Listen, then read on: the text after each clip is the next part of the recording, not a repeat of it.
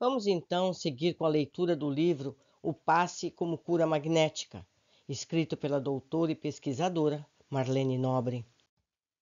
Capítulo 10. Saúde na visão integral. Para a Organização Mundial de Saúde, OMS, saúde é o completo bem-estar físico, mental e social. Essa definição está sendo questionada no âmbito da própria Organização Mundial de Saúde, por grupos de estudo especiais, que ela mesma estimula a pesquisar em busca de outros fatores importantes que interfiram no bem-estar da criatura humana, entre os quais o espiritual. Sem dúvida, para nós, o mais importante deles. No paradigma médico espírita, já há esse reconhecimento. Saúde é o completo bem-estar social, espiritual. Esse conceito resulta de uma visão muito mais abrangente que o Espiritismo tem do ser humano, que contempla o conjunto corpo, mente e espírito em uma perspectiva evolutiva de bilhões de anos. A questão saúde e doença no Espiritismo está, portanto, profundamente vinculada à lei de causa e efeito, ao karma, porque resulta da ação do espírito sobre a matéria, segundo os cânones da responsabilidade individual ou da utilização do livre-arbítrio. O fato, por exemplo, de uma pessoa não exteriorizar doença em determinados períodos da existência não significa que esteja integralmente saudável, uma vez que os desequilíbrios e distonias de vidas passadas estão presentes na estrutura do corpo espiritual, à espera de fatores que a desencadeiem, sendo o principal deles o próprio tempo. É por isso que o estudo da cronogenética, que evidencia a expressão dos genes segundo o fator tempo, torna-se muito mais fascinante dentro do paradigma médico espírita, justamente porque não recorre tão somente ao jogo de reações físico-químicas e de fatores ambientais para explicá-la, mas conecta a responsabilidade do seu funcionamento ou da sua expressão ao comando da alma sobre os corpos sutis. Submetida a leis automáticas e justas, compete à alma selecionar e determinar quais os genes que se expressarão ao longo da existência, tangida por fatores internos e externos.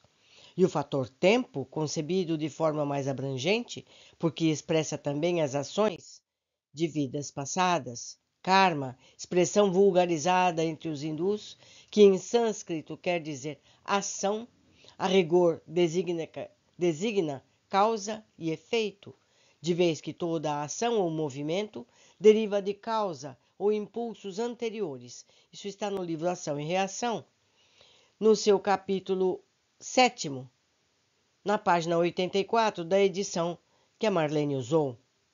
Na verdade, o karma, ou conta do destino, criada por nós mesmos, faz parte do sistema de contabilidade da justiça divina, que cataloga não apenas as responsabilidades de cada espírito perante as leis universais, mas também a de povos e raças, estados e instituições, tendo em vista que em qualquer organização terrestre se estabelece um regime de prestação de contas.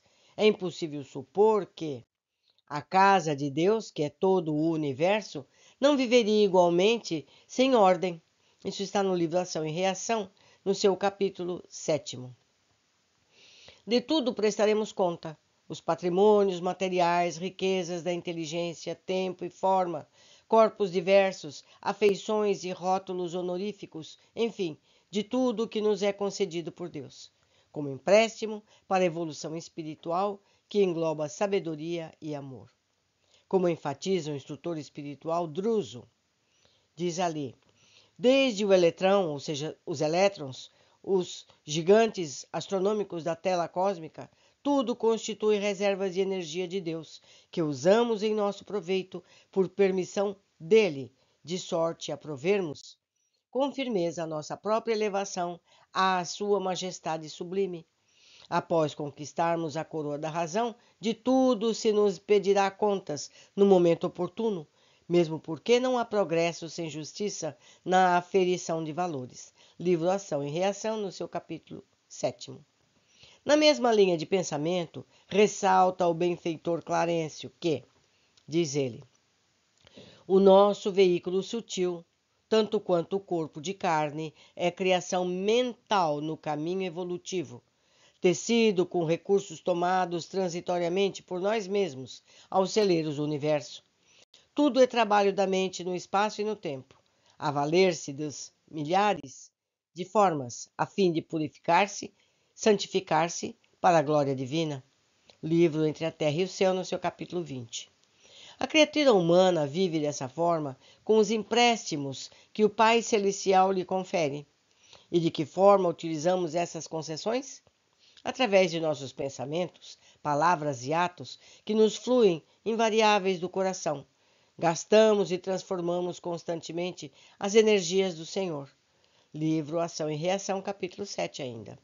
Assim, nossa conta do destino é criada a partir do momento em que adquirimos o laurel da razão e vai sendo preenchida com as ações próprias do nosso espírito ao longo dos séculos, sempre derivadas do modo como utilizamos as energias do Senhor.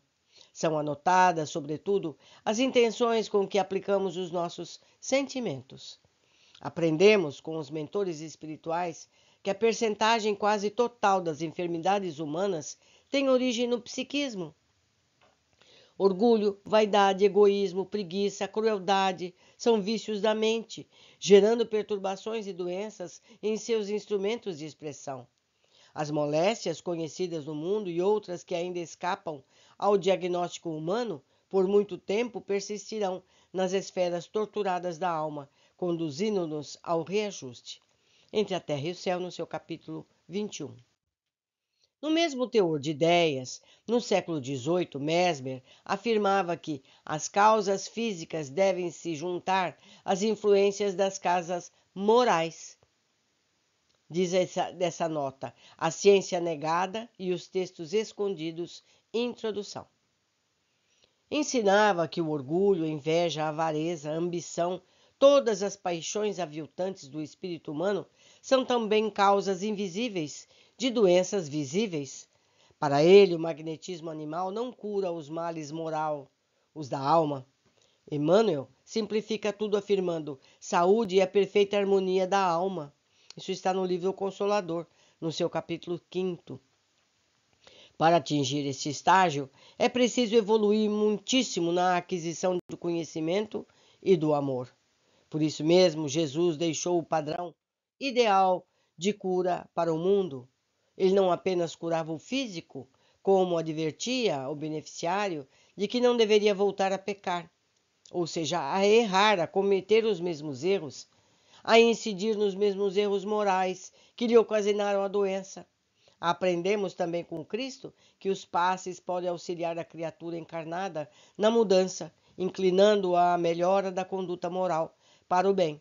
De fato, é preciso ter vontade sincera de renovação, apoiada na fé para alcançar a verdadeira cura. Consciência, perispírito e recapitulação. Aprendemos que o remorso é automático e surge em consequência da prática do mal ou de ato contrário à lei do amor, à lei universal de Deus, que está inscrita na consciência do ser humano. Isso está no Livro dos Espíritos, na questão do 621, e também no livro Ação e Reação, no seu capítulo 7. Embora reconheça que há muita misericórdia nos caminhos do Senhor, a consciência está vigilante e aponta sempre para o erro a ser corrigido.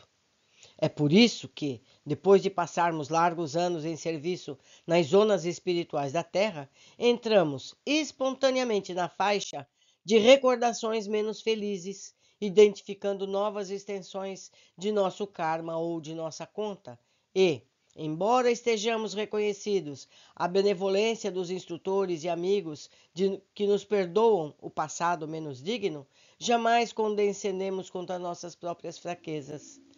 Vemo-nos impelidos a solicitar das autoridades superiores novas reencarnações difíceis e proveitosas que nos reeduquem ou nos aproximem da redenção necessária. Livro Ação e Reação, no seu capítulo 7. As faltas vincam o perispírito, por sua própria constituição. O corpo espiritual é profundamente marcado pela atividade mental, funcionando como uma chapa muito sensível que recebe a impressão de pensamentos e atos que a alma produz, refletindo-lhe a iluminação ou a inferioridade. E a alma é compelida a recapitular para buscar o reajuste. Assim, no estudo de toda patogenia ou doença é preciso levar o perispírito em consideração, mesmo porque a cura do corpo físico está diretamente subordinada à cura desse envoltório espiritual. Se não fizermos isso, as nossas conclusões em matéria de saúde e doença serão falhas e incompletas, tendo em vista o que já vimos. A criatura pode apresentar-se aparentemente saudável e já trazer no perispírito as marcas indeléveis da doença, que eclodirá um pouco mais adiante, segundo a lei de ação e reação, em que o tempo é o principal fator desencadeante. Segundo esta lei, a regra é sempre a mesma. Quando ferimos alguém, ou antes de tudo ferimos e prejudicamos a nós mesmos. É por isso que as ações de vidas passadas falam em nós com gritos de credor exigente, amontoado sobre as nossas cabeças os frutos amargos da plantação que fizemos. Daí os reajustes e enfermidades que nos assaltam a mente, desarticulando-nos os veículos de manifestação. Livro Ação e Reação, no seu capítulo 2. Muitos casos de transtornos mentais, como os de depressão, ansiedade, fobia, estão diretamente relacionados a essas distonias do perispírito. André Luiz ensina que muitas dessas afecções têm os seus alicerces na adinamia proveniente da nossa queda mental, no remorso, na hiperdinamia imposta por delírios da imaginação, a se responsabilidade por disfunções inúmeras da alma, nascidas do estado de hipo e hipertensão do movimento circulatório das forças que mantêm o organismo sutil. Isso está em um livro Evolução em Dois Mundos, página 30. E lembro sempre que a maioria desses livros, especialmente os da série André Luiz, estão todos gravados aqui no canal. Continuando. O renascimento vai permitir a recapitulação dos ensinamentos e experiências, com a consequente harmonização dos pontos em desequilíbrio. E por mais que encontremos no mundo afetos mal conduzidos, cadeias de ódio entre encarnados e desencarnados, enfim, graves desequilíbrios, é preciso manter a esperança, porque a vida na Terra oferece inúmeras oportunidades de reajuste e transformação. O importante é viver, porque o buril do tempo lentamente colocará tudo em seus devidos lugares. Como ninguém avança para a frente sem pagar as dívidas que contraiu, a necessidade de reharmonização perante a lei torna-se imperiosa. Além das doenças que surgem em decorrência direta nas ações das vidas anteriores, existem as que resultam de desvio desta existência mesma e aquelas outras que imploramos a providência divina para que nos auxiliem a não reincidir no erro.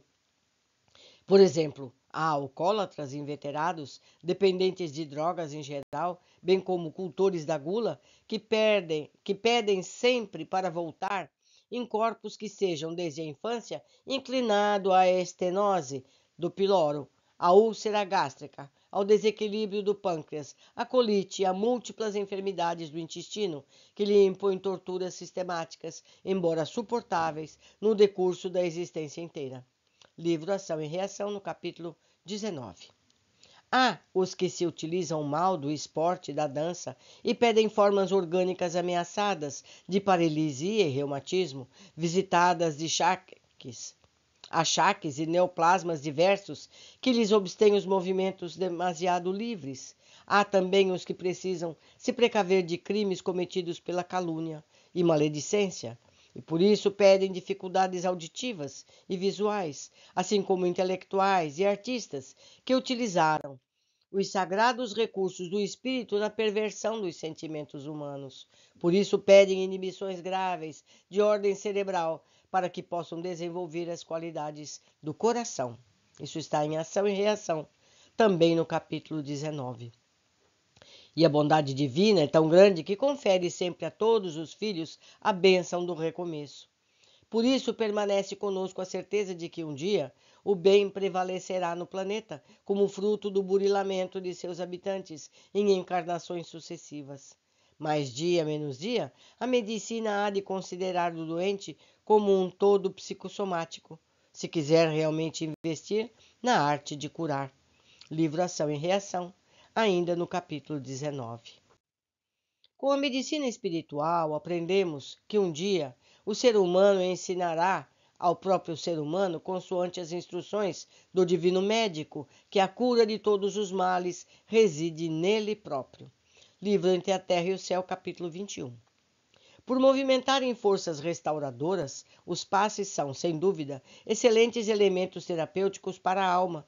No entanto, a complexidade da questão saúde e doença leva-nos a pensar que nem sempre a ocorrência da cura é o melhor para o paciente no momento em que procura ajuda. Por isso, o passista, que aprendeu a confiar na providência divina e a entregar a Jesus humildemente os frutos do seu trabalho, não fica frustrado com a ausência de resultados positivos imediatos. Antes, despreocupa-se com eles, consola-se sabendo que o passe, de alguma maneira, vai ajudar o receptor, dando-lhe forças para vencer a provação. O passista, que tem bom senso e discernimento, reconhece a importância do concurso da dor na evolução do espírito e concordará com Clarencio quando ele afirma: a dor é o grande e abençoado remédio. Reeduca-nos na atividade mental, reestruturando as peças de nossa instrumentação, polindo os fulcros anímicos de que se vale a nossa inteligência para desenvolver-se na jornada para a vida eterna. Depois do poder de Deus, a única força capaz de alterar o rumo de nossos pensamentos, compelindo-nos a indispensáveis modificações com vistas ao plano divino. A nosso respeito, e de cuja execução não podemos fugir sem graves prejuízos para nós mesmos. Isto está no livro Entre a Terra e o Céu, no seu capítulo 21. Centro coronário. Funções. O centro coronário fixa, de forma automática, as consequências felizes ou infelizes das ações. Difunde corrente de energia vitalizante por toda a matéria mental à sua volta. Produz energias de sustentação do sistema nervoso. Alimenta as células do pensamento. Promove a estabilidade orgânica. Assimila as energias solares e os raios da espiritualidade superior. Orienta a consciência, a forma, o movimento, a estabilidade e o metabolismo. Centro cerebral. É contíguo ao coronário. Governa o córtex encefálico na sustentação dos sentidos, visão, audição, tato, etc. Atua sobre as glândulas endócrinas, inclusive as dos poderes psíquicos. Administra, organiza e coordena o sistema nervoso. Atua na vasta rede de processos da inteligência, palavra, cultura, arte e saber. Sistema digestório. Está ligado ao chakra gástrico. Cuida da digestão e absorção dos alimentos. Estes carregam fluido vital também. Regula a penetração desses concentrados fluídicos. À direita da gravura, vê-se o baço, que pertence ao chakra esplênico. Está ligado ao sistema hemático. Está ligado ao sistema hemático. Produz hemácias, leucócitos, trombócitos, macrófagos e outras unidades que fazem parte das famílias numerosas, todas de capital importância na defesa e sustentação do organismo. Sistema respiratório. Está ligado ao centro faríngeo, que controla a respiração e a fonação. Está conectado também ao sistema sanguíneo, sede do corpo vital ou duplo etérico. Há um processo fisiológico perispiritual que transforma fluido universal em fluido vital, tendo como sede a mitocôndria. Os genes da mitocôndria provavelmente sejam os responsáveis pela produção de fluido vital na existência inteira. Sistema circulatório. O ectoplasma transita no sangue. O fluido vital está presente, portanto, em todo o sistema hematopoético, tanto nos grandes vasos como nas minúsculas artérias e veias, levando a nutrição física e espiritual a todas as células. Olhar, portanto, para o sistema circulatório é visualizar a estrutura do corpo vital ou duplo etérico, importante elo de ligação entre o espírito e a matéria.